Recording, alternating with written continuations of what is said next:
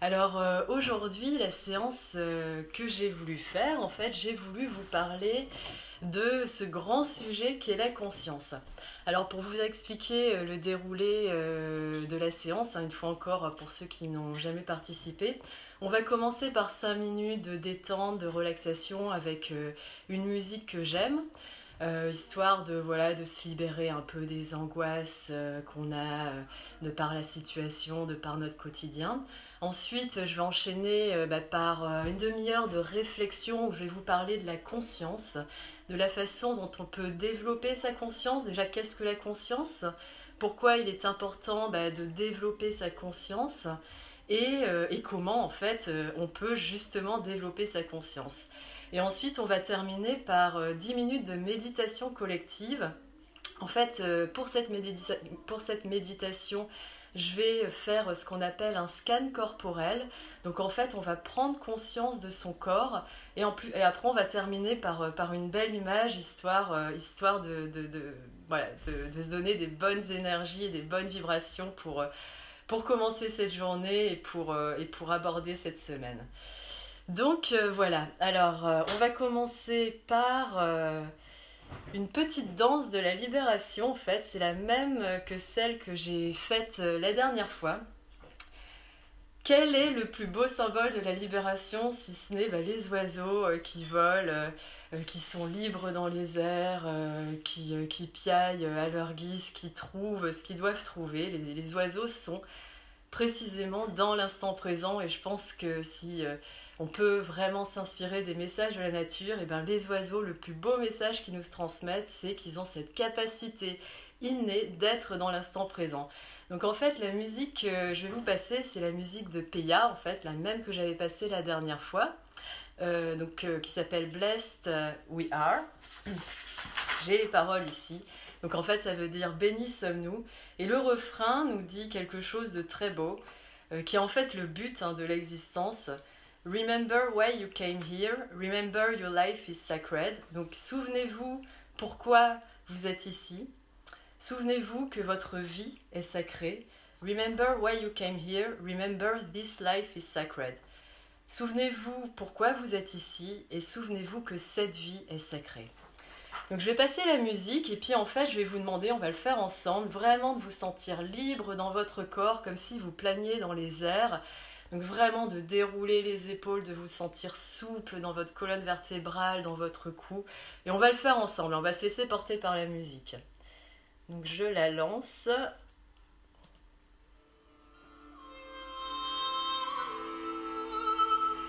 Donc voilà, vous respirez bien fort. Vous expirez. Et vraiment, n'ayez pas peur, on est entre nous.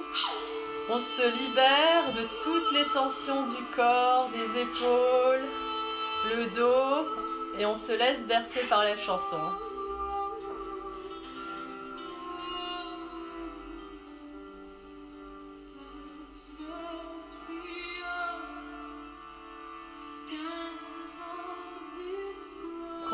On inspire bien fort et on expire. On inspire, on expire. Vous pouvez fermer les yeux pour vous laisser porter.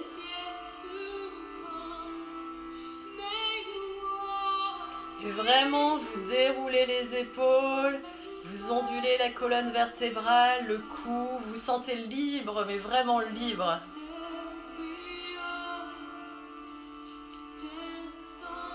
Si vous avez un peu mal au bras, vous pouvez mettre vos bras devant.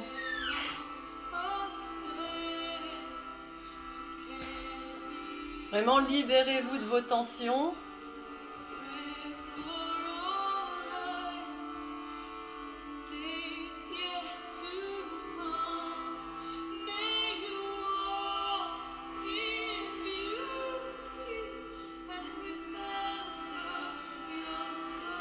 Là, on a le refrain qui arrive.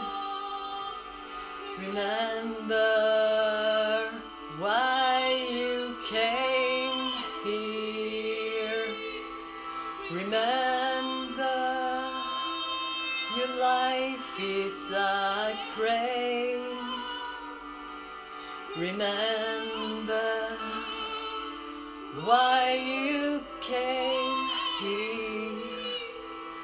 Remember your life is sacred.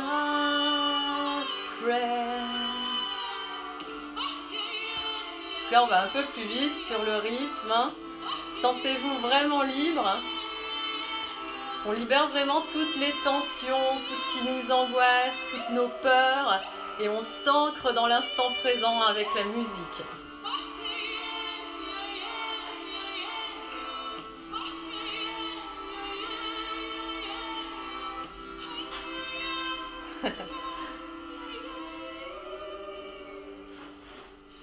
Blessed we are, dance on this ground, the rhythm of saints, carry the sound, hold pray for the earth, but one yet to come, may you walk in beauty, and remember your song.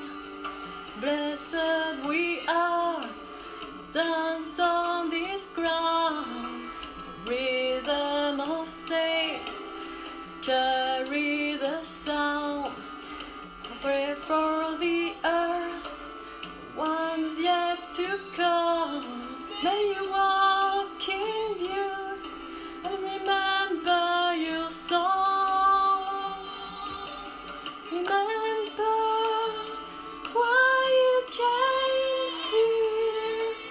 Remember, your life is sacred. Remember why you came here. Remember, your life is sacred. Donc vraiment, sentez-vous libre, hein, on est entre nous, on passe un bon moment, on se libère de ces tensions, de ces angoisses.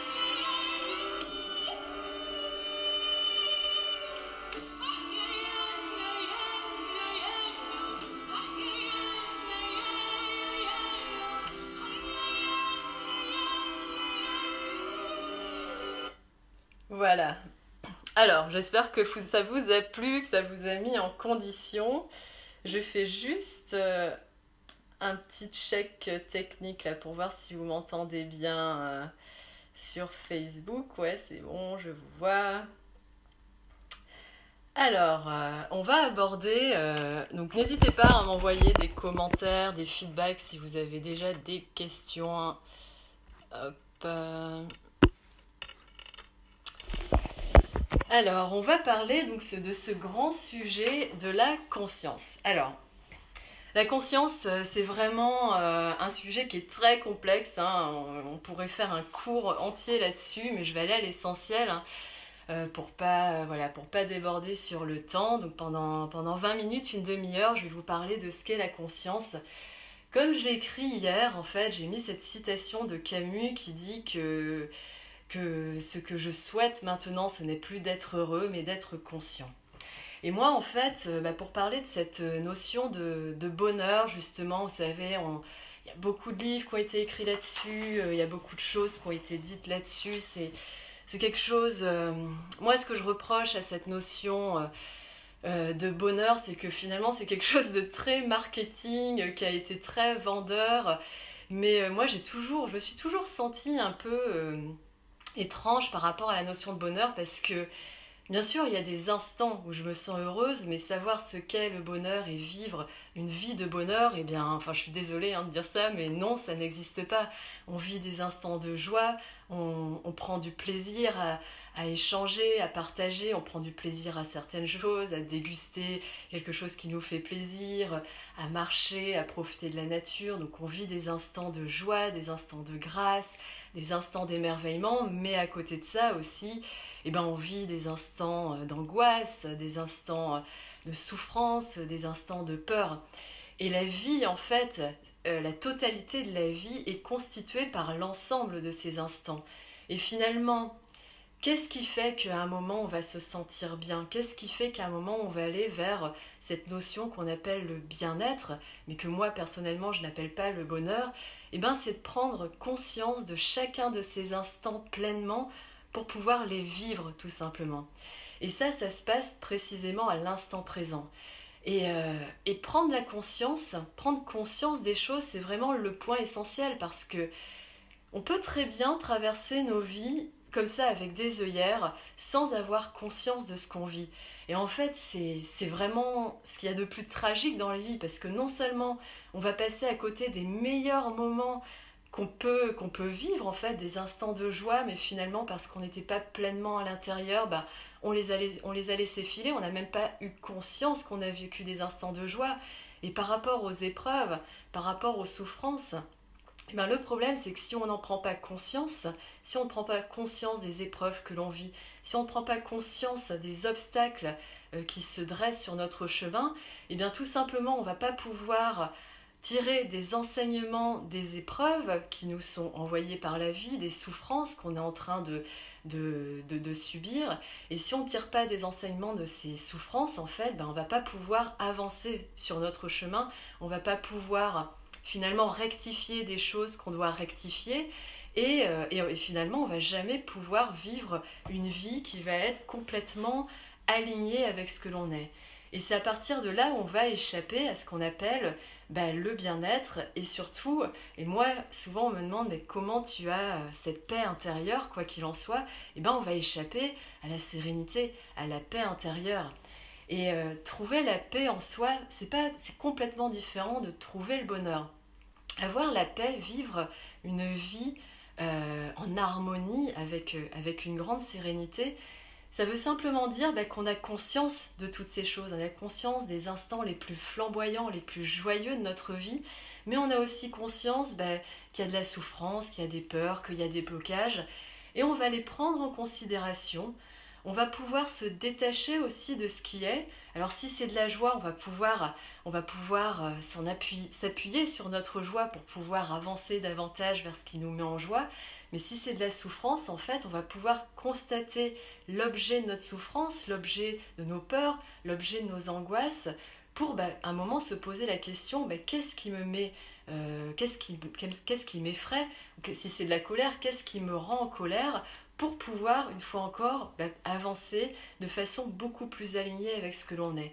Et à partir du moment où on a compris tout ça, que le fait d'avoir conscience déjà de sa vie, du fait qu'on soit en vie, d'avoir conscience que la vie, elle est constituée d'une totalité, d'une infinité d'instants, des instants joyeux, mais des instants également de souffrance, eh bien ça va nous permettre d'utiliser finalement tous ces instants de vie, soit pour alimenter notre énergie vitale et continuer vers notre chemin, ou soit pour apprendre, pour tirer des enseignements, des obstacles qui se présentent à nous, pour tirer des enseignements de la souffrance qu'on peut éprouver, et ensuite rectifier, faire des nouveaux choix sur notre vie. Mais tant qu'on n'a pas conscience de toutes ces choses-là, imaginez qu'en fait, on vit avec des œillères, on vit une vie de façon totalement aveugle, et en fait, on passe à côté de l'expérience de la vie dans sa totalité, avec cette infinité d'instants qui se sont présentés à nous. Et en fait, alors, pour vous expliquer la conscience, si on se place d'un point de vue de la science, alors là, il y a un gros vide. Il y a un gros vide parce que la science, au jour d'aujourd'hui, n'est toujours pas capable de nous dire ce qu'est la conscience. Et il y a une raison simple à ça, c'est que déjà, la science, elle n'est pas produite par l'univers. La science, elle est produite par des scientifiques qui sont eux-mêmes des êtres humains et qui fonctionnent avec leur conscience. Donc finalement, la science n'est qu'un produit de la conscience. Et donc à partir de là, c'est très difficile d'être le sujet de l'étude et en même temps l'objet de l'étude. Et finalement, la définition de la conscience, on va surtout la trouver dans la spiritualité. Et là, on est vraiment au cœur du sujet que je développe, qui sont des sujets spirituels, où à un moment, qui sont les personnes, les courants, les disciplines qui se sont le plus basées sur la conscience et notamment sur le développement de la conscience, eh bien ce sont les disciplines spirituelles. Et notamment, il y a 2 traditions spirituelles qui ont énormément parlé de la conscience et qui l'ont vraiment étudiée, même si on en parle dans l'ensemble des spiritualités. Et ces 2 traditions spirituelles sont le bouddhisme et une branche de l'hindouisme qui s'appelle le Vedanta. Alors le bouddhisme, en fait, le bouddhisme et le Vedanta, qu'est-ce qu'ils nous disent? Ils nous disent que finalement, qu'est-ce que l'univers? Qu'est-ce que c'est que cette vie, en fait? Qu'est-ce qu'on vit? Est-ce que finalement, on ne vit pas dans un rêve? Est-ce que tout ce qui nous entoure, et ça c'est le bouddhisme qui nous le dit, est-ce que tout ce qui nous entoure, c'est pas juste une illusion? Vous savez, quand on rêve, on a l'impression que ce qu'on rêve est vrai. Alors finalement, la question c'est, quand on vit, est-ce qu'on a l'impression que ce qu'on vit existe? Mais est-ce que pour autant c'est vrai? Est-ce que pour autant finalement on ne fait pas que vivre dans le rêve d'un autre? Et ça c'est la grande question. Et c'est pour ça que le bouddhisme nous dit que finalement tout est illusion. Et le travail de la conscience en fait va consister à réajuster sa perception et à se dire que finalement il y a deux certitudes. On a deux certitudes qui existent, c'est que les choses finalement, elles existent à travers nous, en fait, parce qu'on les perçoit, et on a conscience de l'existence des choses, en fait. Voilà les deux certitudes que l'on a. Et finalement, tout ce qui nous entoure, voilà, le monde qui nous entoure, moi, voilà, je vois la pièce là qui m'entoure, et cet univers qui m'entoure, finalement, tout ça existe à travers moi, existe à travers ma propre perception. Et ce qui est très intéressant dans la conscience des choses, c'est que finalement, moi, la conscience que j'ai de ce qui m'entoure va être différente de vous, la conscience que vous avez de ce qui vous entoure. C'est-à-dire que, par exemple, il y a cette bougie qui est face à moi je la vois d'une certaine manière, vous allez la percevoir d'une autre manière, parce que vous allez la percevoir avec vos souvenirs, avec votre propre expérience. Et l'exemple le plus flagrant, je dirais par exemple les daltoniens. Moi, si je vois un meuble qui est rouge, un daltonien, il va le voir bleu. Mais c'est pas lui qui a tort et c'est pas moi qui ai raison, c'est que finalement, on perçoit les choses différemment. Et finalement, c'est hyper intéressant, c'est que finalement, on se rend compte, quand on prend du recul par rapport à ça, que tout le monde qui nous entoure, en fait, il est perçu par nous-mêmes et chaque perception est différente en fait. Chaque perception, elle est unique et chaque perception dépend de l'expérience que nous, on a de notre passé, de nos souvenirs. Et donc finalement, il n'y a pas un monde qui est unique, il y a une infinité de mondes qui est le monde qui est créé et perçu par nous-mêmes. Et c'est à partir de là qu'on peut comprendre cette notion bouddhiste qui dit que tout est illusion. C'est que finalement, s'il n'y a pas un univers, s'il n'y a pas une seule perception et qu'il y a une infinité de perceptions, quelle est la réalité? Quelle est la réalité? En fait, voilà, on n'en sait rien. C'est tout, c'est toutes les questions de la conscience. En revanche, donc par rapport à la conscience de soi, donc j'ai pris des notes, c'est pour ça que je suis en train de regarder mon papier. Il y a 4 qualités qu'on peut définir par rapport à la conscience. Alors il y a un acronyme qui est PISE, ça fait PISE. Qu'est-ce que la conscience finalement? Qu'est-ce qui se passe dans notre conscience? Qu'est-ce qui fait à un moment on perçoit, on a conscience de notre conscience? Eh bien la conscience, elle est constituée par 4 choses, donc c'est l'acronyme PISE. 1, c'est les pensées, donc on a des pensées en fait, c'est ce qui constitue notre conscience. 2, on a des images. Les images en fait, c'est ce qui va constituer la réalité qui nous entoure. En fait, quand vous regardez par exemple une table, vous avez l'image d'une table qui va venir à votre conscience. Ensuite, vous avez les sensations. Donc les sensations en fait qui vont venir à votre conscience, c'est quoi? C'est ce qui va passer, c'est le langage que le corps vous transmet. Donc en fait, c'est à travers la vue, à travers le goût, à travers l'odorat, à travers le toucher, à travers l'ouïe en fait. Donc ça, c'est les 5 sens qui vont nous permettre en fait d'avoir accès à des sensations, et ces sensations vont tomber ensuite dans notre conscience. Et enfin, il y a les émotions. Donc les émotions, c'est quoi? C'est ces choses qu'on ressent, c'est la peur, c'est les angoisses, c'est la joie, c'est l'amour, c'est la tristesse. Donc finalement, il n'y a que 4 choses c'est les qualités de la conscience, les 4 qualités de la conscience, les 4 qualités qui font que nous percevons avec notre conscience, ce sont ces 4 choses. Donc les pensées, les images, les sensations, les émotions. Et c'est à travers ces 4 qualités, ces 4 éléments que finalement on va pouvoir percevoir le monde qui nous entoure. Donc voilà, là je suis allée sur la définition, une amorce de définition de la conscience. Mais après, La question c'est pourquoi, donc ça c'est le thème du sujet d'aujourd'hui, en fait, le sujet du thème d'aujourd'hui, pourquoi développer sa conscience, hein? Pourquoi finalement, pourquoi on affirme, pourquoi les traditions spirituelles nous disent que développer sa conscience, aiguiser sa perception, ça peut nous amener à la libération intérieure, ça peut nous amener à nous libérer de nos souffrances. Mais en fait, déjà il faut avoir conscience qu'il y a des obstacles, il y a des obstacles qui nous empêchent de nous libérer de la souffrance. Et une fois encore, la définition de ces obstacles, on les trouve dans les deux traditions spirituelles qui sont le bouddhisme et le Vedanta. Donc le Vedanta, une fois encore, c'est une branche, c'est originaire de l'hindouisme ancien. Donc c'est une philosophie indienne. Et donc le Vedanta nous dit que les 5 obstacles qui nous empêchent de nous libérer de la souffrance, c'est 1. L'ignorance, le fait de ne pas connaître la nature de la réalité. 2. J'ai plus de lumière. C'est l'attachement, le fait qu'on se raccroche de façon obstinée au plaisir. 3. C'est le refus de souffrir.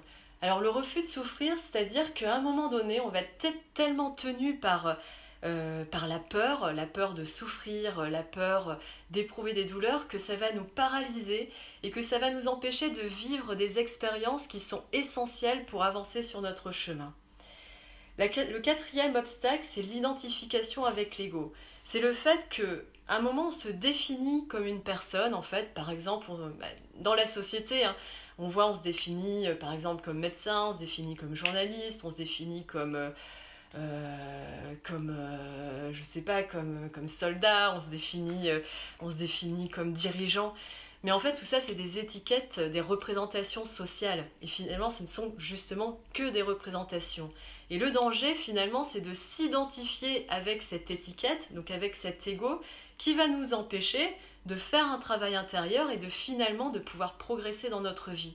Et de s'identifier aussi avec l'ego, en fait, par exemple, il va vouloir nous protéger, en fait. Il va vouloir nous figer, l'ego. L'ego, c'est son rôle, parce que l'ego, il est tenu par la peur, il veut nous figer dans des représentations.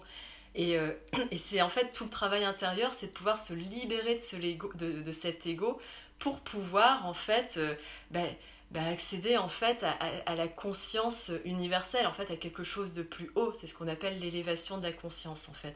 Et c'est pour ça, et c'est quand on a dans cette élévation, quand on accède à cette élévation de la conscience, qu'on est beaucoup plus aligné avec le soi, avec l'âme, qui n'est pas le jeu de l'ego, et qui finalement va faire en sorte qu'on va pouvoir davantage raisonner avec ce que l'on est véritablement à l'intérieur de soi, et non pas avec des images qui nous sont plaquées par des représentations sociales, des images qui nous sont suggérées par notre ego. Alors attendez, je regarde en même temps si y a des questions sur Facebook ou sur Instagram. N'hésitez pas, hein, si vous avez des questions ou si c'est pas clair, hein, parce que je sais que c'est un sujet qui est dense. Ah mince. Hop. 2 minutes, hein, je suis là sur le point de vue technique.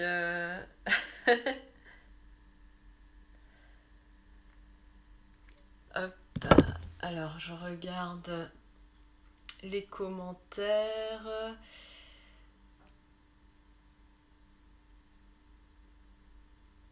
Je prends souvent la perception d'un paysage en exemple.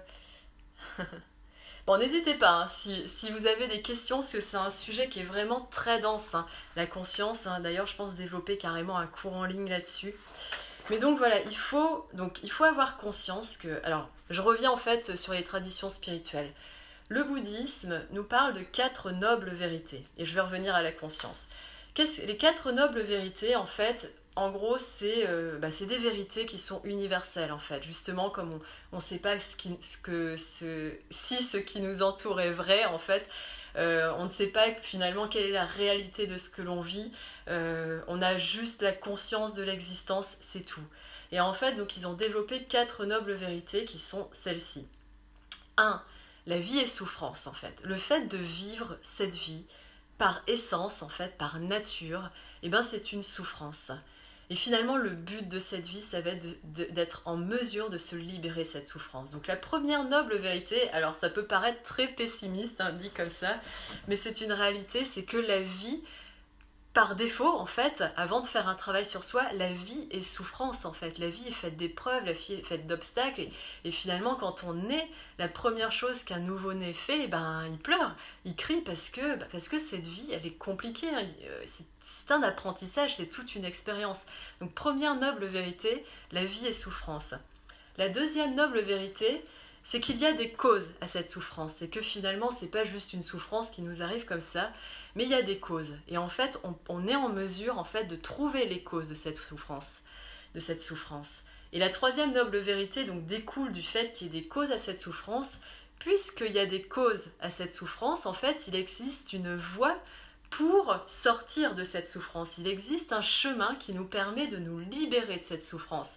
Donc là, déjà, on passe d'une sorte de constat très pessimiste de la vie et souffrance à une sorte de constat un peu plus optimiste qui est finalement le constat de la volonté en fait, qui va être un mouvement de la volonté. Oui, il existe une voie pour nous libérer de la souffrance.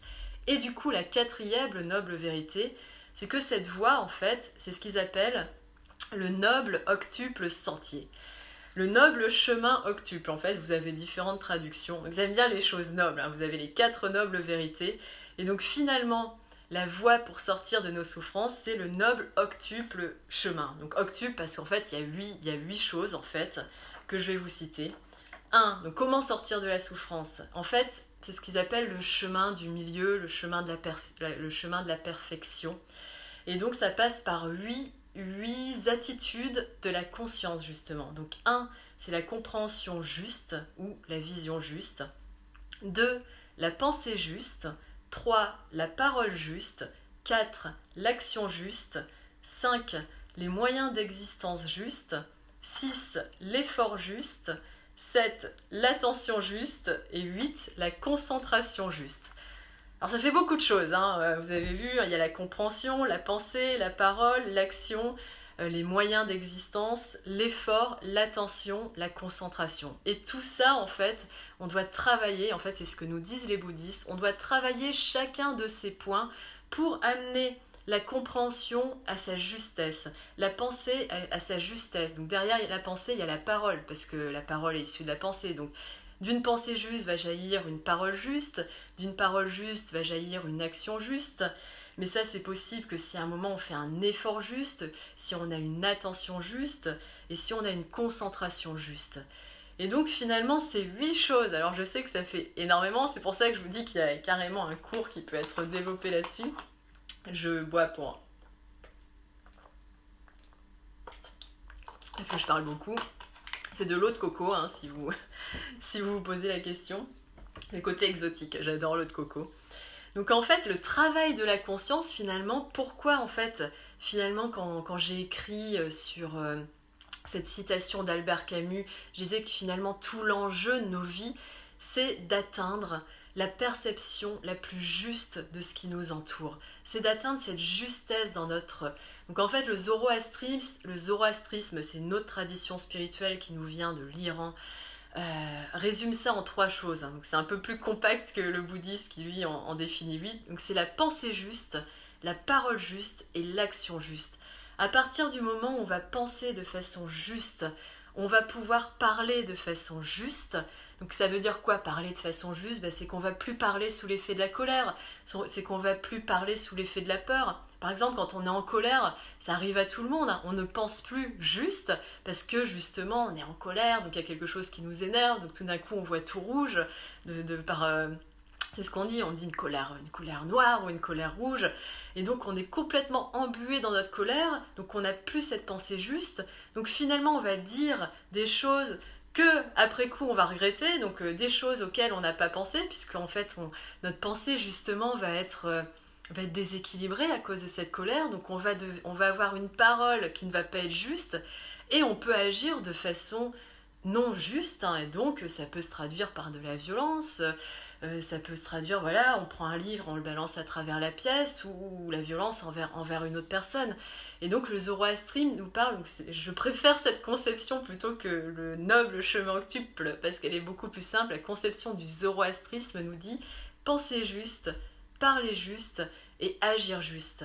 Et c'est vraiment dans ce sens-là que ça marche. Donc à partir du moment où on ajuste sa pensée, on va ajuster ses mots, et à partir du moment où on ajuste ses mots, on va ajuster ses actions, parce que finalement, une fois encore, hein, les actions, en fait, ce qu'on fait en fait, ce que notre corps va faire en fait, va dérouler de notre parole, c'est qu'à un moment je dis j'ai envie de prendre ce sucre et de le mettre dans ma tasse en fait, donc voilà, à la limite je le formule verbalement ou intérieurement, et puis en fait la parole elle provient de quoi? Elle provient de la pensée. Donc voilà, et donc la conscience en fait, pourquoi il y a quelqu'un qui me dit le 5e obstacle. Ah oui, parce que je parlais des 5 obstacles pour répondre à cette question. Le 5e obstacle, selon la tradition Vedanta, c'est la peur de mourir. Attendez. Je regarde en même temps les commentaires, hein. Je suis à côté. Comment maintenir cette voie du milieu le plus longtemps possible? Donc, comment maintenir cette voie du milieu le plus longtemps possible? En fait, justement, c'est par un travail permanent, perpétuel de la conscience. C'est qu'à un moment, moi, comment ça se passe, hein, je vais vous parler de ma propre expérience. Hein. Comment, à un moment, on me dit souvent, voilà, une fois encore, j'ai cette question, comment j'arrive à avoir cette paix intérieure malgré... et je vis pas une vie qui est toute rose, hein. Bien sûr j'ai vécu des obstacles, des épreuves, etc. Au début c'était compliqué, hein. J'étais moi-même dans ce gros nuage noir. Et en fait j'ai appris à aiguiser, à élever ma conscience, à aiguiser ma perception, à étendre ma conscience. Et concrètement comment ça se traduit, c'est que finalement je prends énormément de recul, de distanciation par rapport aux choses, de hauteur en fait par rapport aux choses.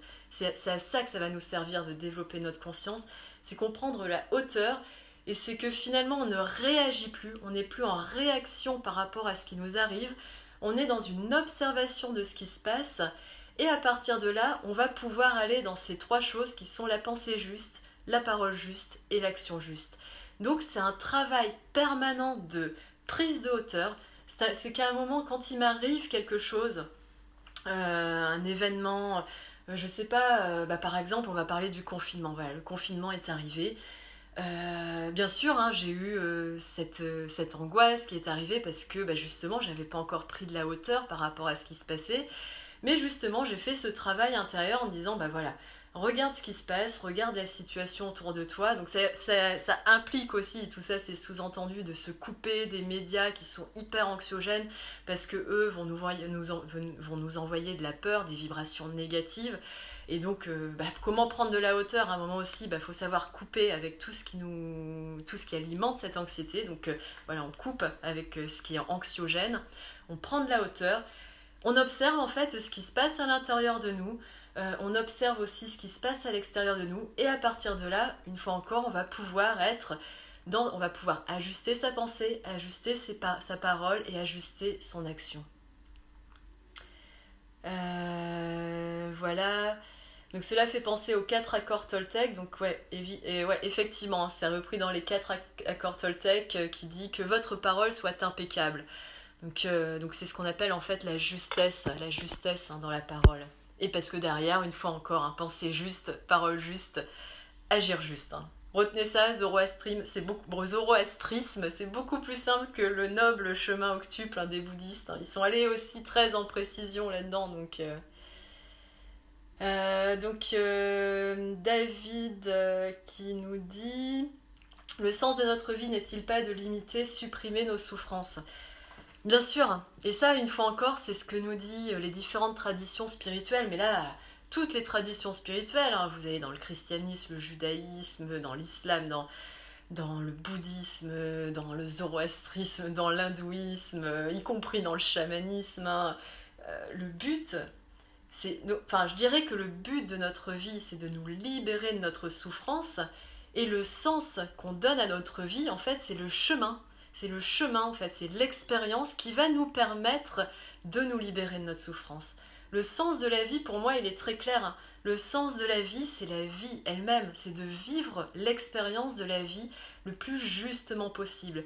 Et ça nécessite ce travail de conscience, ça nécessite d'ajuster sa conscience, d'aiguiser sa perception pour justement ne pas être en réaction, et ça c'est un point très important, ne pas réagir, parce que quand on est en réaction, alors des fois on a des réactions très instinctives, je pense par exemple les mécanismes de défense, en fait c'est des instincts animaux, hein, c'est qu'à un moment il y a un danger, il y a quelqu'un qui vient vous frapper, vous n'allez pas prendre de la hauteur, non, vous devez réagir en fait. Vous devez réagir, donc ça c'est quelque chose qui est très instinctif, ou comme je vais parler de la faim par exemple, à un moment bon, il y a la gourmandise et la faim, il faut distinguer les deux choses, mais à un moment quand on a vraiment faim, et ce n'est pas de la gourmandise, hein, chose à laquelle on est très tenté en cette période de confinement, quand on a faim, bah, qu'est-ce qu'on doit faire? Bah, on doit trouver à manger, hein, donc à l'époque préhistorique on allait chasser, et à notre époque très moderne bah, on va chercher dans le frigo ce qu'il y a, ou on va au magasin acheter ce qu'on doit faire. Donc ça c'est les réactions on va dire instinctives. Mais après nous justement qui sommes des êtres humains avec cette conscience en fait, et ben en fait par rapport à ce que nous vivons, donc une fois qu'on se dégage de ces instincts animaux, ces instincts primaires, il y a aussi en fait bah, tout ce qu'on vit. Et là, il ne faut pas être en réaction, il faut être dans une posture d'action. Et pour agir juste, donc une fois encore, on revient à ces trois choses du zoroastrisme, pour agir juste, bah, à un moment, il faut prendre de la hauteur pour ajuster sa pensée, et derrière ajuster sa parole et ajuster son action. Voilà, comment s'exercer alors attendez, je lis à peu près tous les commentaires. Désolée hein, si je passe pas, je passe à côté de certaines choses. La justesse serait-elle liée à l'émotion la plus élevée et donc basée sur l'amour? Bien sûr. En fait, à partir du moment l'amour, en fait, l'amour c'est un moteur en fait. C'est un moteur qui va nous permettre d'alimenter, qui va nous permettre d'alimenter tout ce travail intérieur. Disons que la justesse, bien sûr, une fois qu'on voit les choses d'une façon très juste, en fait, une fois qu'on est dans une perception la plus exacte possible, on va voir les choses avec ce qu'on appelle l'amour, hein, l'amour inconditionnel. Hein, je ne parle pas de l'amour romantique, c'est vraiment l'amour inconditionnel. C'est-à-dire que même les choses les plus horribles, les choses qui vont nous faire le plus souffrir, on va les voir avec le regard de l'amour. Et je suis totalement d'accord avec ça. Et après, donc ça c'est un autre sujet que je vais aborder dans une autre séance qui va être la façon dont on peut créer notre réalité, avec les synchronicités. En fait, on va beaucoup parler de joie et d'amour. Alors attendez, j'ai un problème avec l'ordinateur. Alors, je continue. Le bouddhiste dit déjà voir chacun son égal car tous... Oui, on a tous le même but, ne plus souffrir, évidemment. On est tous, en fait, on est tous dans le même bateau, hein. Il faut pas se dire. Alors, bien sûr, on se dit oui, un tel il a plus de chance parce que voilà, il est. Mais en fait, on est tous dans le même bateau, hein. La vie est souffrance et le but de la vie, en fait, c'est de se libérer de la souffrance, et l'expérience de vie est le sens qu'on va donner à notre vie. La peur peut-elle être utilisée comme une arme de soumission par des dirigeants? Totalement. Je dirais, avant d'être une arme de soumission, c'est un moyen de contrôle, parce que justement, à force de nous injecter de la peur, et c'est là qu'on voit que les médias sont totalement complices de tout ça. Enfin, de toute façon, les médias, c'est le pouvoir. Alors, enfin, c'est l'absurdité, hein, c'est qu'en théorie, on a la liberté d'expression, et les médias devraient être le contre-pouvoir des dirigeants. Alors on voit maintenant, ça émerge avec les réseaux sociaux, et heureusement, hein. Mais bien sûr la peur est un moyen de contrôle, parce qu'à partir du moment où on est dans la peur, on n'est plus une fois encore dans la pensée juste, et en fait on va être dans la réaction et on n'est plus dans l'action. La peur va nous empêcher de prendre de la hauteur, la peur va nous empêcher d'élever notre conscience, la peur va nous empêcher d'agir, parce que quand on a peur, ben on reste. Je veux dire, qu'est-ce qu'ils font là? On est confinés. Et le seul, pourquoi on a employé les mots guerre? Les mots guerre, machin, il faut s'armer, etc. Bah parce que comme ça, c'est plus facile d'accepter le confinement.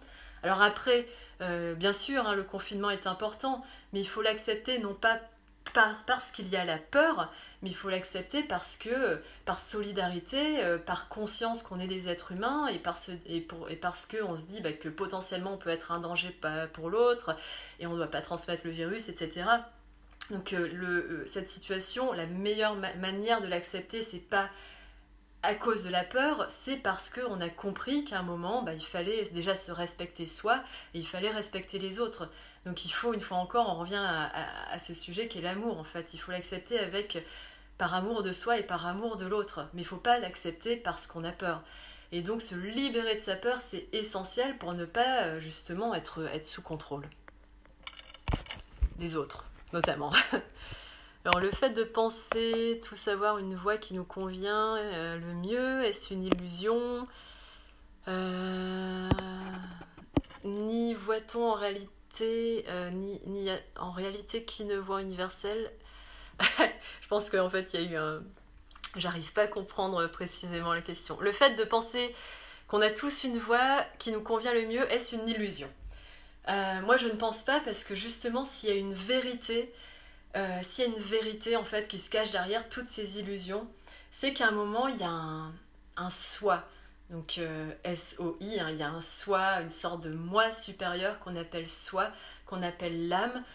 Donc après une fois encore, hein, il y a ce qu'on a vécu, nos vies antérieures qui rejaillit dans nos vies actuelles, il y a ce qu'on a vécu dans notre propre vie qui rejaillit dans l'instant présent, ce qui fait qu'à un moment, il n'y a pas d'illusion à partir du moment où on a compris que le but de cette vie, en fait, c'est d'accéder à ce moi supérieur. Et c'est une fois encore le pourquoi on doit développer sa conscience, et de pouvoir percevoir à un moment le fait qu'il y a quelque chose de plus grand en nous, que finalement l'univers existe à travers nous.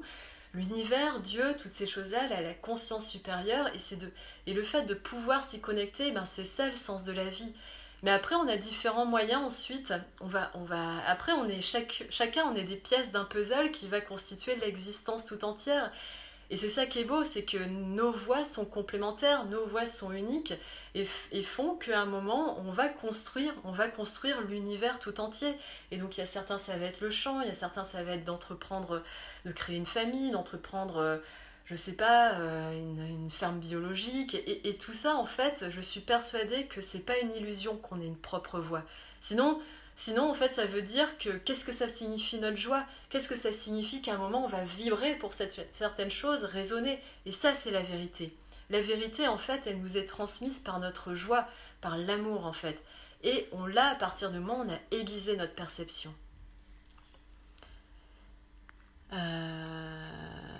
Le fait de penser... Alors attendez, je regarde de l'autre côté.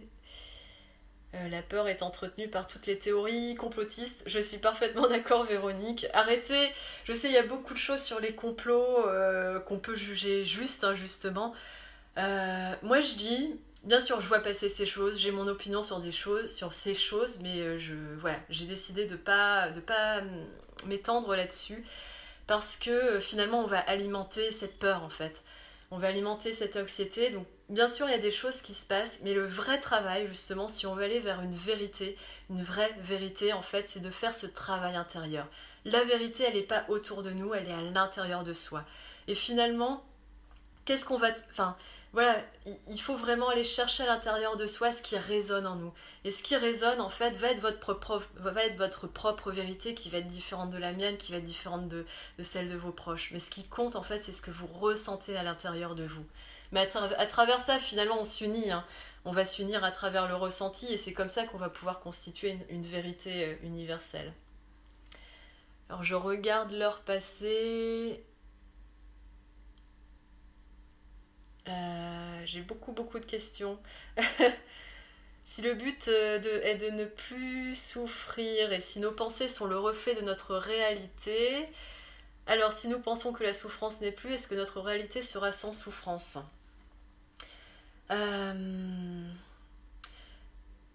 Tout ça c'est très philosophique. La souffrance, elle sera. elle sera. Un moment, de toute façon, la vie, elle est faite comme ça.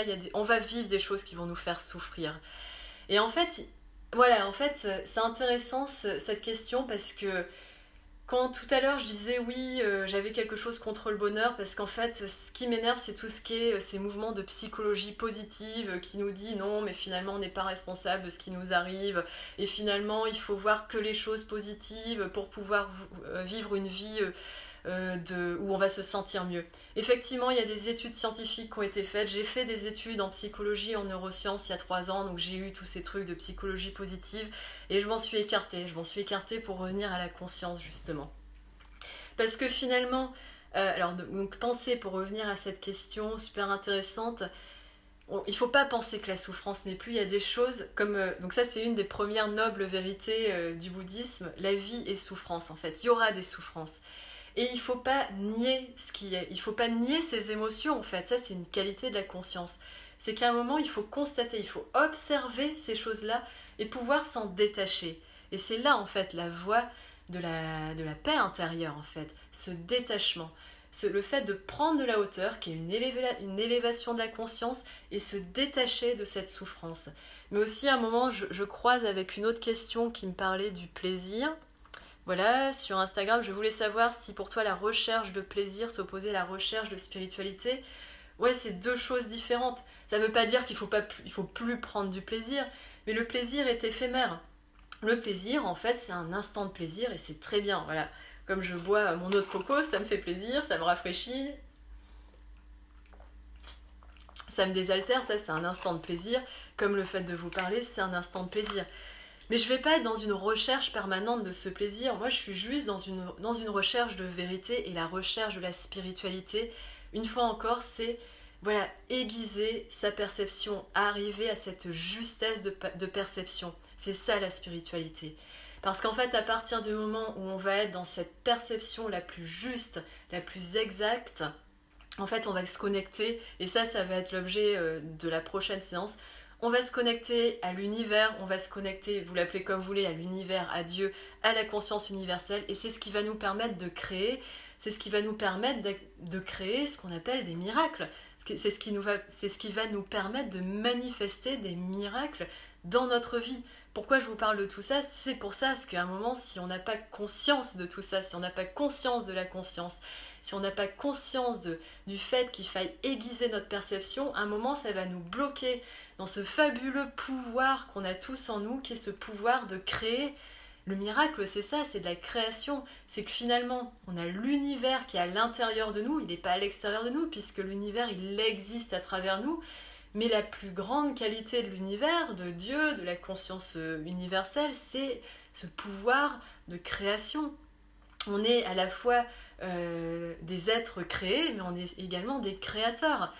Et c'est pour ça que tout ce chemin, il est essentiel. Et c'est ça, en fait, aussi le sens de l'existence. Quand je dis le sens de la vie, c'est la vie en elle-même, et ben c'est tout ça qu'il y a derrière, en fait. C'est pas juste prendre du plaisir. Là, on est dans pareil, c'est des choses que je rejette, hein. Tout ce qui est épicurisme, c'est très bien, je veux dire. Il faut être dans l'instant présent, ça c'est clair. Il faut être dans l'instant présent, mais prendre une vie où on est juste dans le plaisir, en fait, c'est être finalement dans une conception très matérialiste, très matérielle de la vie, et finalement échapper à tout ce qui est spirituel. Donc voilà. Alors, j'arrête la réflexion, c'est hyper dense, hein, je vous ai dit, mais je pense que je vous ai dit à peu près tout ce que je voulais. J'ai déjà un peu traîné là au début. Mais on va faire une méditation, hein. On va terminer par une méditation, parce qu'il nous reste à peu près 10 minutes. Donc une méditation de pleine conscience, hein. En fait, on va prendre, et ça va commencer par la conscience de notre corps. Donc en fait, ce que je vais faire, c'est ce qu'on appelle un scan corporel. Quand on veut apprendre justement la méditation de pleine conscience, on commence en fait justement par cette méthode. On l'a aussi dans la méditation Vipassana. En fait, c'est déjà prendre conscience de chaque partie de son corps. Et donc, il y avait une question que j'ai vue passer tout à l'heure, qui était justement, voilà, comment s'exercer à élever sa conscience. Eh bien ça passe, il y a une méthode à retenir pour le coup, il n'y a pas 8 chemins, il n'y a pas 4 nobles vérités, il n'y a pas 5 obstacles qui nous empêchent de nous libérer de la souffrance. Il y a une méthode, c'est simple, pour nous permettre d'élever notre conscience. Retenez-la, c'est la méditation. C'est la seule méthode qui existe, une fois encore, qu'on va trouver dans les différentes traditions spirituelles. Après, il y a différentes formes de méditation, hein. Il y a la méditation de pleine conscience, la méditation de la compassion, il y a des méditations actives, en mangeant, en marchant, la méditation vipassana, tout ça. Mais il y a une seule méthode, après qui se décline dans différentes choses, c'est la méditation.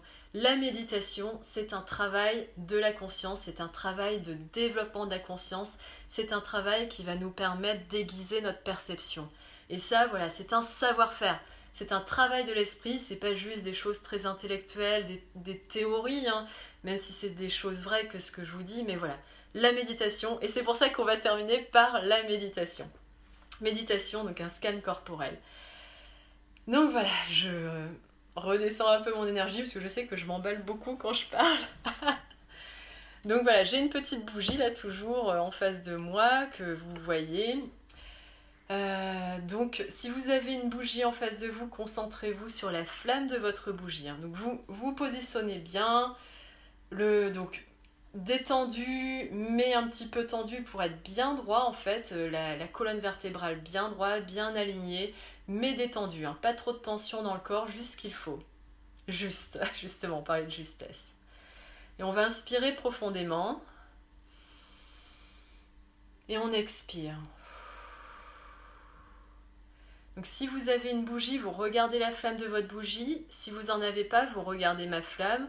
Et en même temps, on inspire profondément. Et on expire. On inspire profondément. Et on expire. Et on va fermer les yeux. Et on va d'abord prendre conscience de notre souffle. Donc on va inspirer par les narines et on va sentir l'air qui va venir dans nos narines. On inspire profondément et on expire par les narines. Et vous sentez l'air aller et venir. On inspire par les narines et on expire. Une fois encore, et sentez bien l'air venir, on inspire, et sortir, on expire. Une fois encore, on inspire, et on expire. Et maintenant, vous allez poser votre concentration sur le sommet de votre crâne. Vous prenez votre conscience, votre attention, et vous posez votre attention sur le sommet de votre crâne. Prenez conscience du sommet de votre crâne, tout en inspirant doucement et en expirant. Et vous allez descendre votre attention sur votre front. Et en même temps que vous descendez votre attention sur votre front, vous sentez les muscles de votre visage se détendre. Donc vous portez votre attention sur vos sourcils qui se détendent, sur vos yeux, vos paupières qui se détendent, sur vos joues qui se détendent, sur vos lèvres qui se détendent, sur votre mâchoire qui se détend. Maintenant, vous allez porter votre attention sur votre cou.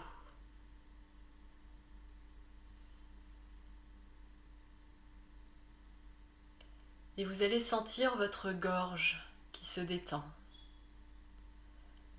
les muscles de votre nuque qui se détendent.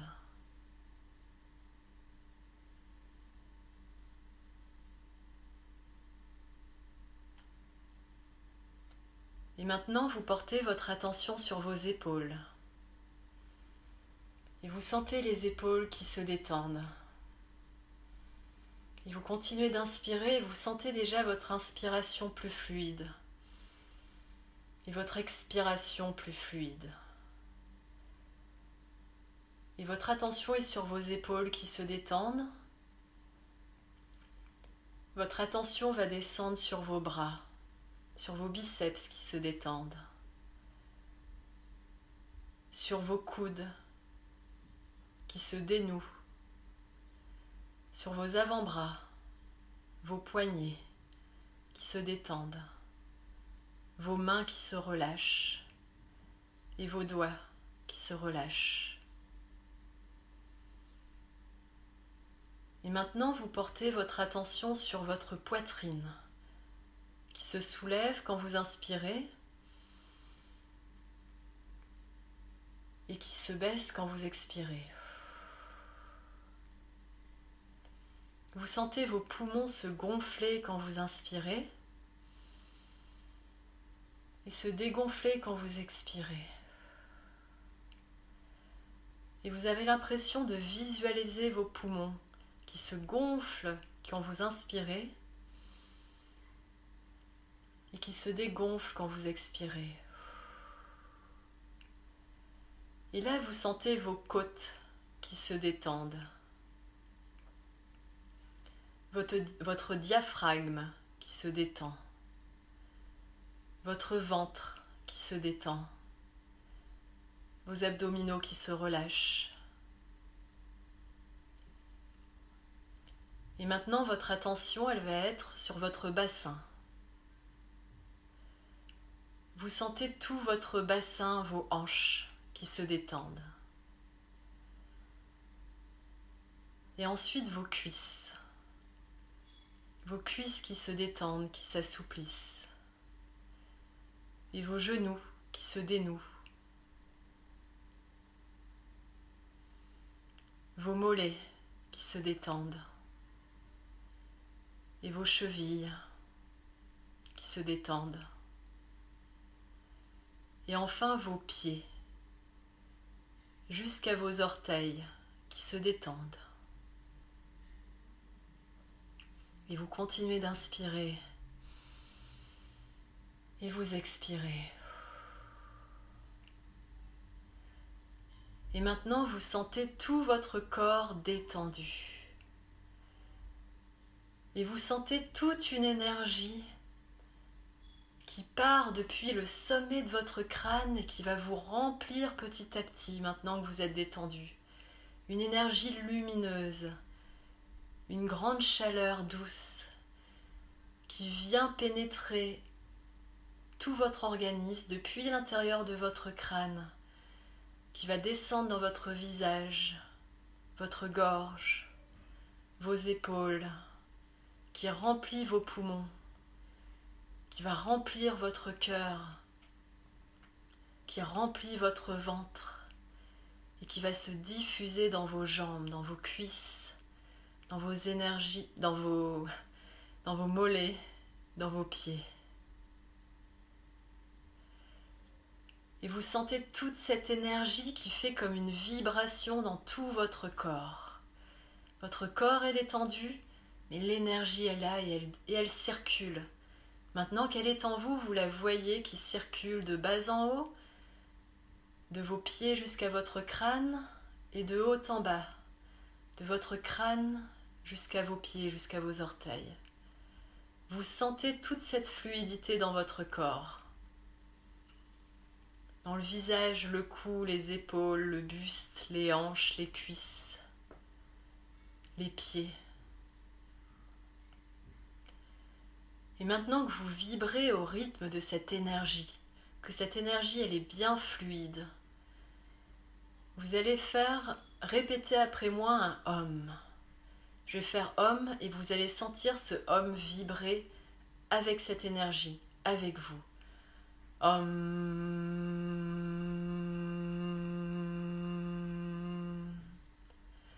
Et vous répétez avec moi. Om.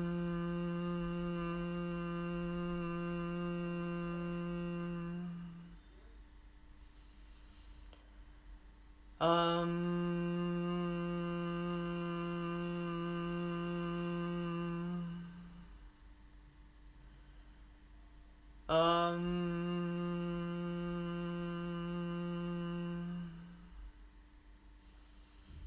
Et vous sentez toute cette vibration de ce mantra à l'intérieur de vous qui vous fait vibrer.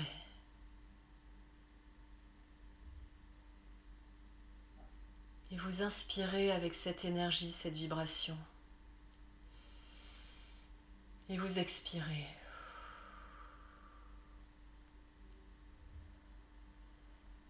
Et quand vous êtes prêt, vous allez ouvrir les yeux tout doucement.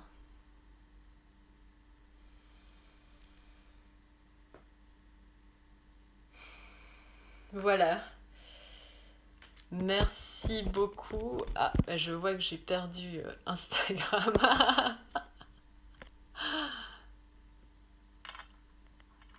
Alors attendez 2 minutes, je relance Instagram. J'ai perdu ma connexion sur Instagram parce que ça fait plus d'1 heure.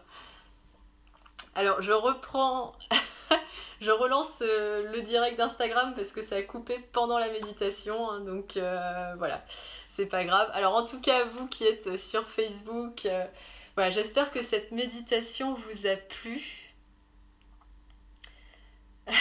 Qui est-ce qui met Je suis un Springbok. Merci à vous, hein, merci beaucoup. J'espère que tout ça, ça vous a plu. Alors désolé hein, pour Instagram, ça a coupé pendant la méditation.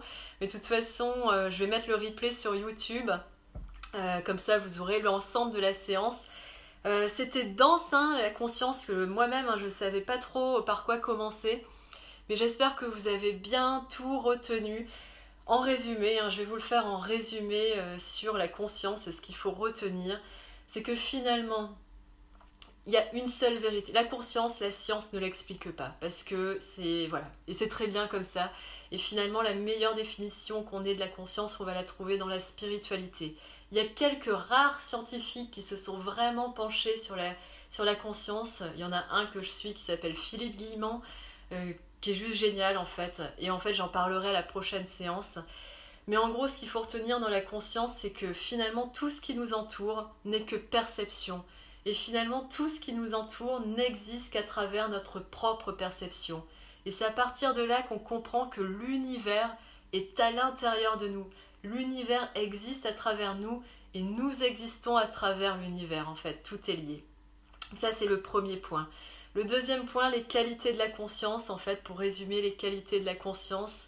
Donc il y a 4 choses, hein. Pensée, donc c'est l'acronyme PISE, pensée, image, sensation, émotion. Si vous vous demandez ce qui se passe dans votre conscience, en fait, il se passe ces 4 choses-là. On a de la pensée, on a des images, on a des sensations, on a des émotions.